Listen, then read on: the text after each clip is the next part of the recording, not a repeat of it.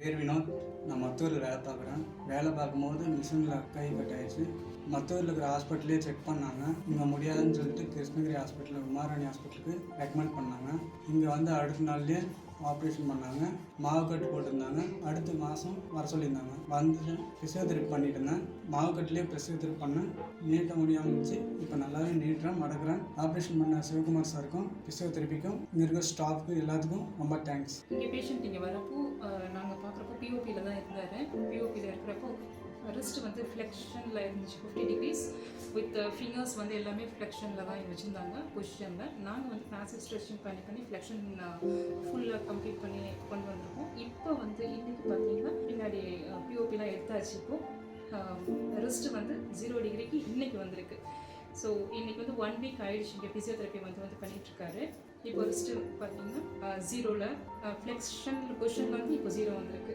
இப்போ ஒரு ஃபிங்கர்ஸ்லாம் வந்து நல்லா நீட்டுறாங்க. எக்ஸ்டென்ஷனும் வந்துட்டுருக்கு. பண்ணி காமிச்சிருக்கேன். ஓகே, ஃபஸ்ட்டு இப்போ பண்ணி காமிச்சிருக்கேன். நீட்டிருங்க. நீங்கள் நல்லா பண்ணிகிட்ருக்காரு. நெக்ஸ்ட் வீடியோ வந்து ஆஃப்டர் 10 daysக்கு அப்புறம் நீங்கள் திருப்பி ஒரு ப்ரோக்ரெஷன் நாங்கள் காட்டுறோம்.